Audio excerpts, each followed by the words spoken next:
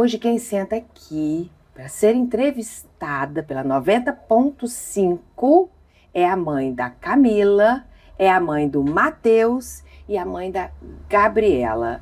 Seja bem-vinda, Reni, aqui na 90.5. Obrigada, Vera. Um prazer estar aqui na 90.5 pela primeira vez e para falar desse assunto maravilhoso, né? Maternidade. Mãe e maternidade. Essa será uma homenagem nossa da 90.5 a todas as mães daqui do município e todas as mães do Brasil e do mundo, gente, porque mãe é universal, não é isso, Reni? Exatamente.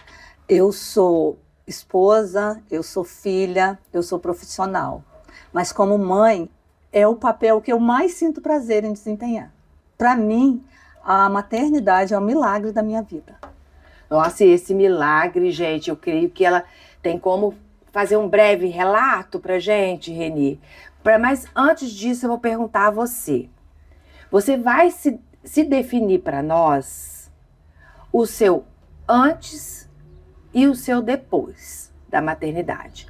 Vamos começar primeiro com o antes. Quem era o Reni antes da maternidade? Como foi se tornar mãe e como você é hoje? Belas palavras, porque olha só, a gente tem muito papo aqui pra frente. Antes da maternidade, eu vou me definir como uma pessoa egoísta, sem muita preocupação. Eu me jogava em muita aventura, eu não me preocupava muito com o dia de amanhã. Só que depois da maternidade eu me tornei ponderada, porque todas as minhas atitudes vão refletir nos meus filhos. E mesmo hoje o Matheus, né, que é o mais velho, que está com 19 anos, a Camila é mais velha, mas ela mora com Deus. O Matheus que está comigo, então eu pondero muitas atitudes. Porque ser mãe é isso, né? Ser mãe é você viver para outras pessoas. E eu não consigo ver a maternidade de outra forma.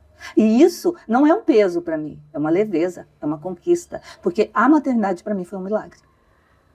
Você quer contar esse milagre pra gente? Eu fiquei 10 anos tentando engravidar e não conseguia. Para medicina tradicional eu não tinha problema nenhum, é coisa da cabeça. E aí até que eu apelei para medicina alternativa e eu engravidei. O meu sonho sempre foi ser mãe de menina. Desde quando eu era criança, brincava com boneca, eu só me via como mãe de menina. Eu vivia essa ilusão, né, de que ser mãe de menina é melhor do que ser mãe de menino. E aí, depois de 10 anos tentando, eu engravidei. E depois de uma gestação de 40 semanas, de uma menina, da Camila, de uma gravidez assim super desejada, esperada pela minha família e pela família do meu marido, porque quando você está casado e não tem filhos, você tem uma cobrança muito grande. E aí, não vai ter filhos? Ninguém sabe a dor que aquela tentante ali que não está conseguindo engravidar, que o peso que o Dia das Mães para essas mães que não têm filhos, que estão ali tentando é... Então, depois disso, e aí dessa gestação de 40 semanas, na hora do parto, a minha filha faleceu. E aí você imagina o que é você que ficou esperando 10 anos, você ir para a maternidade, com a mala de maternidade, você preparar um quartinho, e na hora do parto, a pediatra falar: mãezinha, nós não conseguimos salvar sua filha. Então foi assim, muito difícil. Aí naquele momento eu me revoltei com Deus. Eu falei: a maternidade não é para mim, tá brincando comigo. Eu me revoltei, eu tive a um passo do abismo. Então ali teve um divisor na minha vida. E aí eu me revoltei, eu falei: eu desisti de ser mãe. Mas aí depois de 2 anos, de 1 ano e pouco, eu acabei engravidando novamente. E aí eu falei: ai, vou ter minha filha, vou ter uma menina, vou ter minha filha. E quando eu fui fazer a ultrassom, que isso, gente, nós estamos falando de 20 anos atrás, né? As ultrassons não tinham passado por esse boom da evolução que houve. Quando eu fui fazer a ultrassom da TN, da translucência nucal, né, com 12 semanas, o médico que não tinha o chá revelação, não tinha esse pudor, estava chegando ali as ultrassons revelando sexo ainda, muito devagar, o médico falou: parabéns, mãe, você vai ser mãe de um menino. Nossa, eu quase pulei dele. Eu falei: você não sabe o que está dentro de mim. Eu vou ser mãe de menina. Eu estou grávida de uma menina. Eu não vim aqui para saber sexo. Com 12 semanas saber sexo. Ele escreveu na ultra: feto de tantas semanas, tal, do sexo masculino. Me entregou e falou: me processa quando nasceu uma menina. E aí, quando eu estava grávida, em torno de 6 meses ali, eu descobri que o meu filho tinha o mesmo problema, que era a possível causa da morte da minha filha, da Camila. Nossa. Porque, assim, né, eu não quis passar por uma autópsia, porque já era tudo muito doloroso, mas a possível causa é porque ela tinha o cordão umbilical em volta no pescoço, mas o médico me explicou que isso não é motivo, mas que era, assim, o que provavelmente seria aquilo ali. E o Matheus estava na mesma situação. E aí a obstetra me chamou e falou, olha, não dá tempo de amadurecer o pulmão, mas a gente precisa tirar ele o quanto antes. E aí Matheus nasceu ali por volta de 33 semanas de um parto cesárea. A Camila tinha sido de parto normal, e aí eu já optei por parto cesárea. Eu não queria passar pelo trauma do parto natural que eu tive, que para muitas mães é maravilhoso, mas eu não tive uma boa experiência. E aí eu fui para uma cesárea com um bebê que tinha possibilidade de nascer, um bebê muito pequeno. Mas eu já tinha me acostumado com a ideia de ser mãe. E aí, no centro cirúrgico, com uma equipe, num dos melhores hospitais de Salvador, com toda a equipe que a gente tinha à disposição, me nasce o Matheus, com um Apgar de 8 para 9, com peso de 3,290 kg, e já tirando da minha barriga esse menino de olho aberto, que coloca um centro cirúrgico inteiro chorando, porque conheciam a minha história. E Matheus foi assim, o amor da minha vida. E como eu tive dificuldade de engravidar da primeira vez do Matheus, eu tive que apelar para a medicina alternativa para engravidar dele também. Eu falei, tá ótimo, vou querer ter outro filho. Fiquei super satisfeita em ser mãe de menino, descobri o prazer da maternidade de menino, estava super tranquila. Vim morar em Guaçuí com um filho pequeno, minha família aqui. Eu morava fora, a gente veio para Guaçuí com ele muito pequenininho, trabalhando muito na correria, eu amamentando o Matheus. E aí um dia eu comecei a enjoar, uma colega de trabalho falou, Reni, você tá grávida? Eu falei, não, eu não engravido fácil assim, não engravido, não, faça um teste. Eu fiz, e aí eu descobri que estava grávida do meu terceiro milagre, a Camila. E aí eu me lembro que eu não queria mais ser mãe de menina, porque eu tinha amado ser mãe de menino. Olha as contradições da maternidade, né? Eu falava, nossa, ser mãe de menino é muito prático, você coloca um bonezinho na cabeça dele e você manda pra escola. Uma bermudinha, uma camiseta. Tá feito. Agora eu falei, eu não tô preparada para ser mãe de menina. Meu marido sempre foi um super parceiro. Eu falei, como que eu vou colocar uma menina na mão dele para ele cuidar? E ele fala que ele tinha pesadelos dele cuidando de menina. E aí até o 6º mês eu não sabia o sexo, mas eu tinha certeza que era um menino. No 6º mês eu descobri que era uma menina e que ela também tinha o mesmo problema. Ela tinha um cordão umbilical no pescoço e na perninha.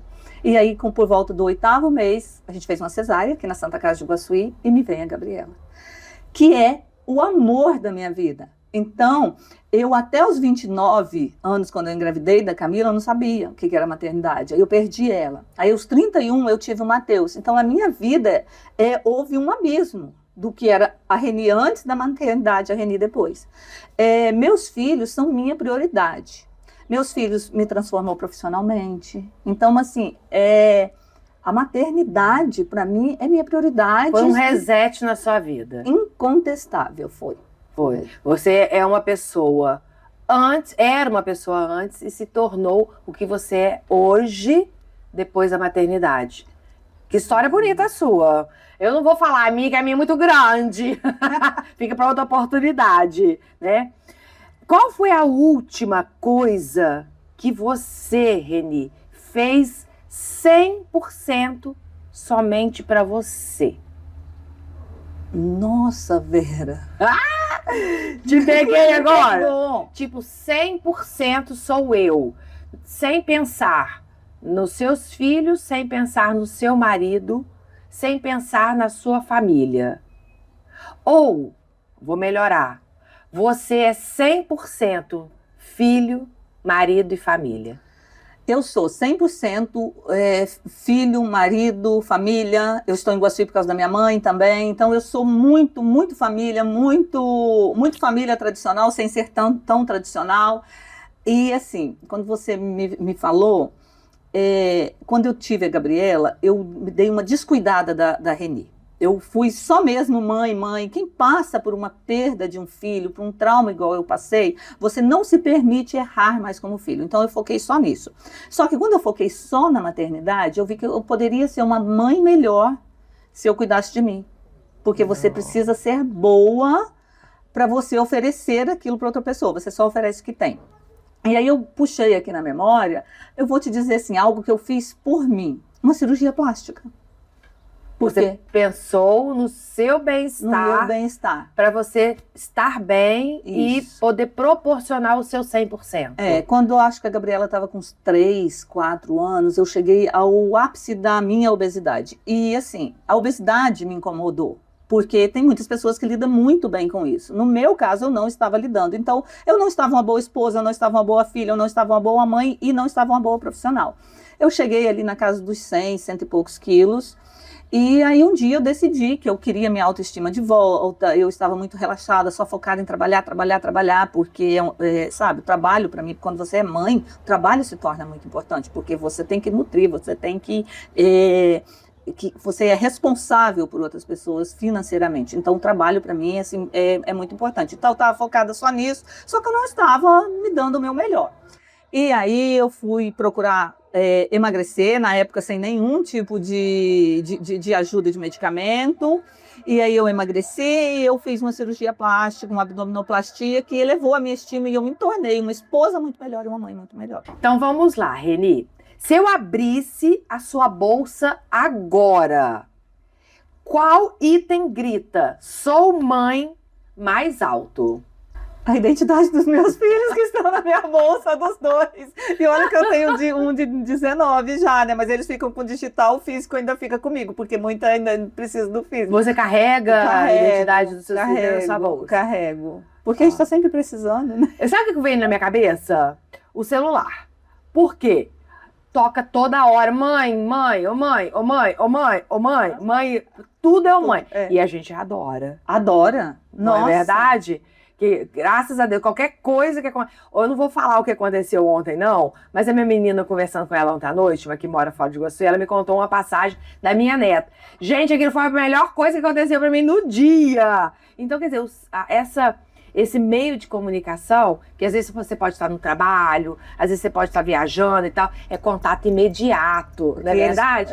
Então grita, mãe, a gente já está pronta ali para atender, não é verdade? É verdade. Então o seu é esse item. Agora vamos lá. Verdade nua e crua. Preparada? Preparada. Todo mundo romantiza a maternidade. Me conta um perrengue que você viveu e pensou: ninguém me avisou sobre isso.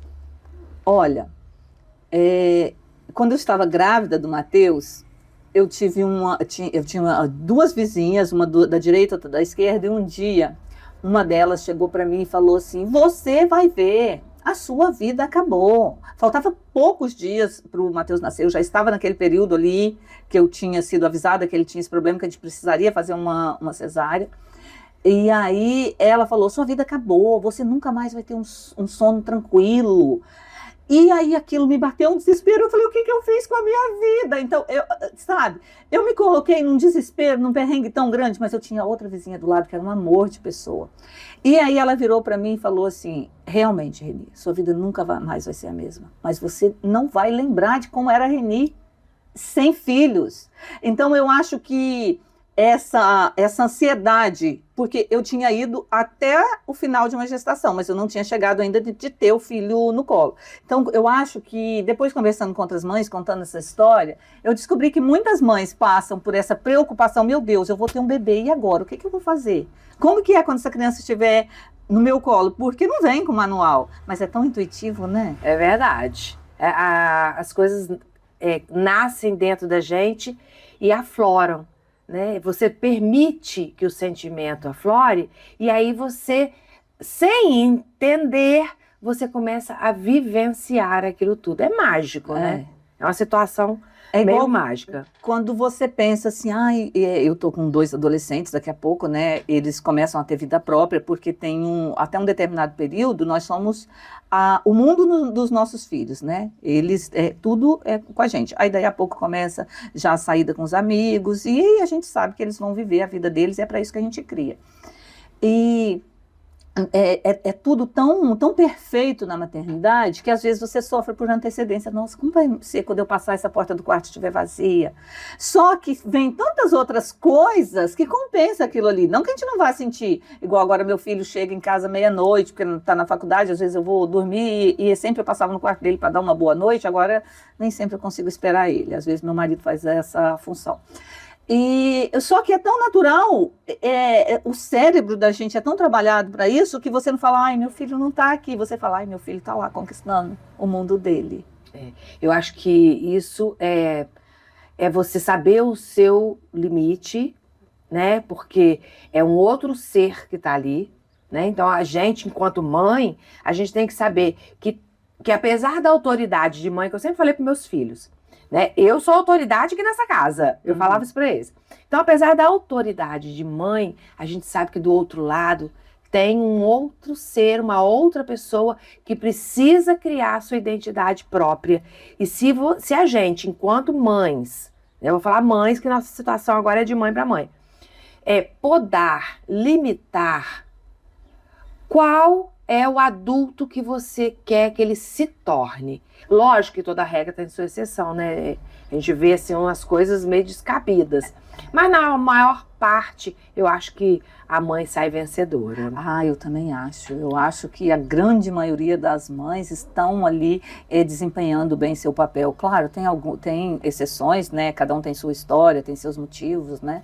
Mas a grande maioria estão ali fazendo um bom trabalho. Eu falo que a gente imprime um filho, né? A gente é tipo uma impressora 3D. Quando você acompanha a gestação desde os primeiros passos, você vai montando ali, né? Tá na fase do bracinho, você vai montando. Aí depois vem a parte mais difícil, que é você, filho, eles derrapam. E a gente puxa e coloca eles pro caminho de novo, aconselha. E quando você faz isso com amor, a chance de errar é tão pequena. É verdade. Acompanhar, né? Tá de perto. Qual culpa materna você já carregou e hoje conseguiu largar no meio do caminho? A da mãe profissional.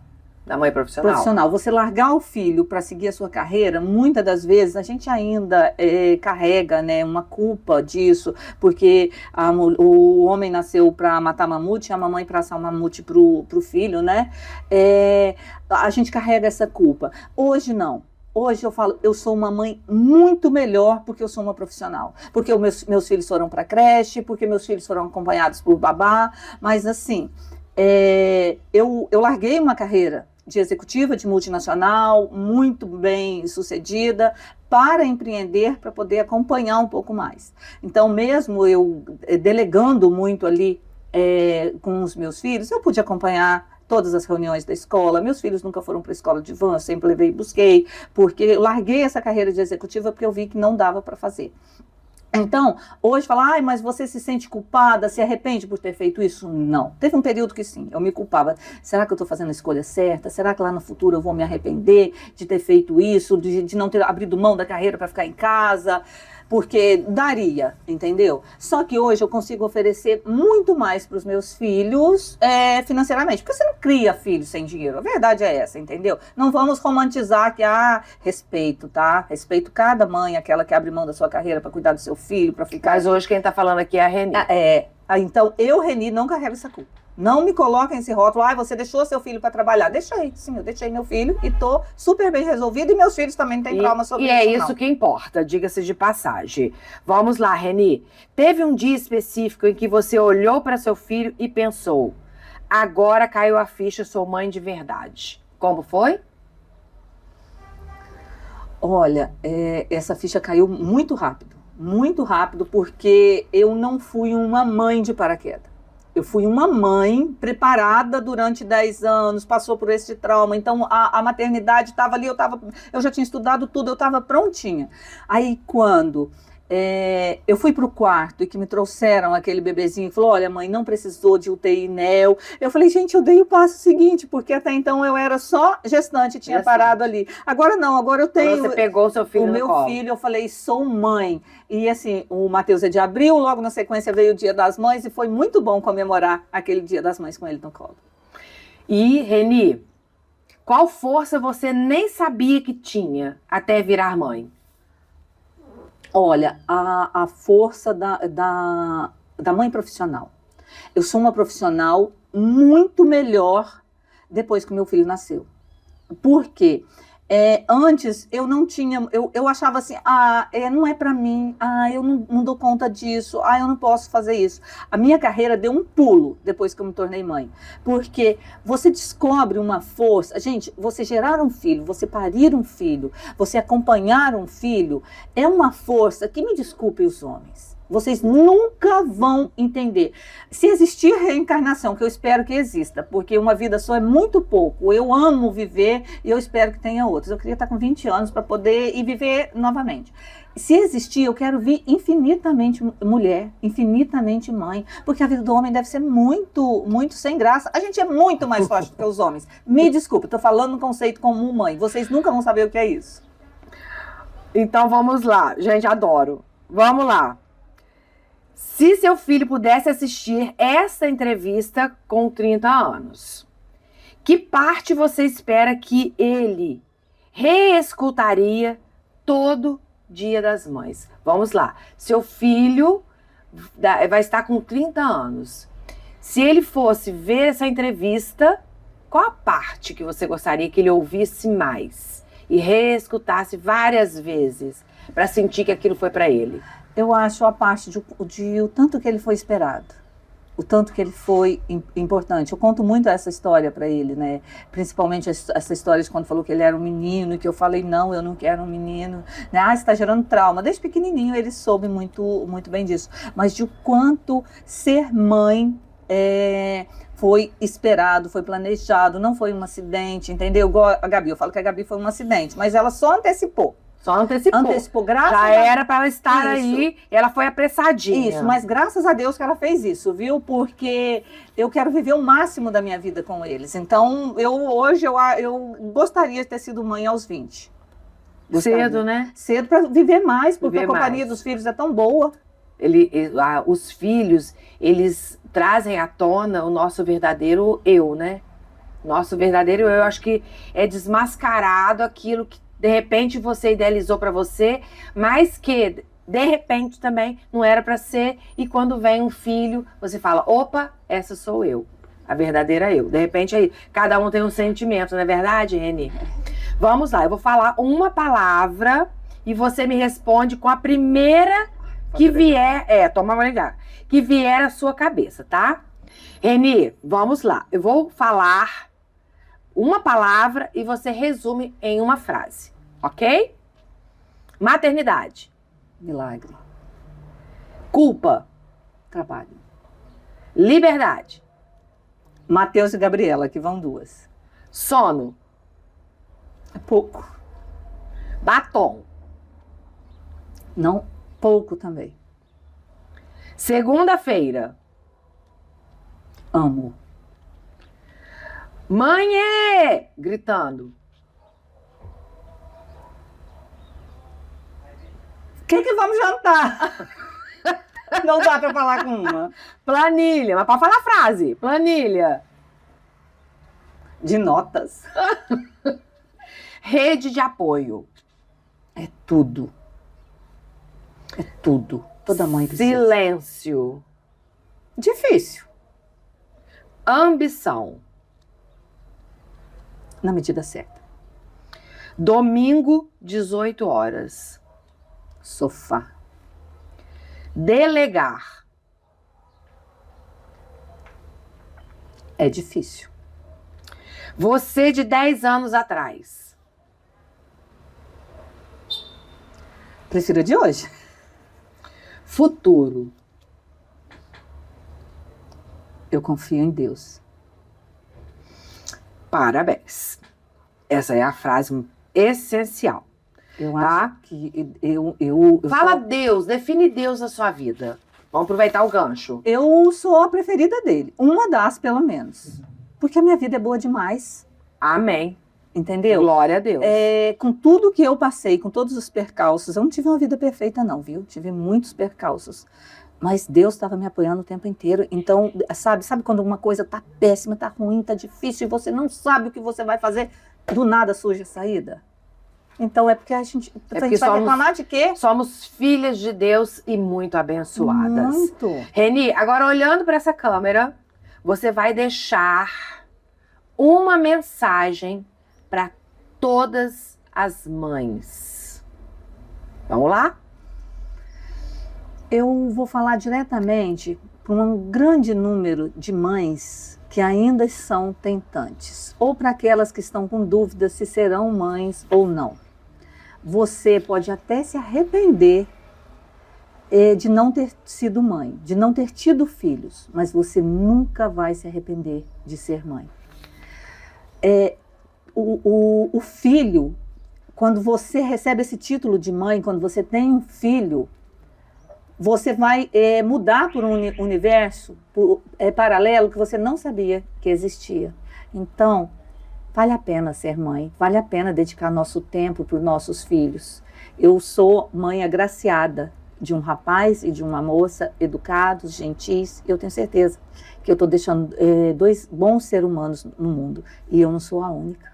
Tem tantas mães fazendo esse papel. Vamos dar as mãos e continuar. E um feliz Dia das Mães para todas as mães.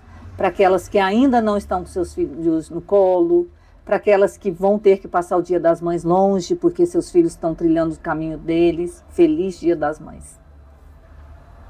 Reni, para finalizar, eu vou falar uma frase e você vai completar essa frase, tá? Ser mãe me ensinou que eu posso ser melhor.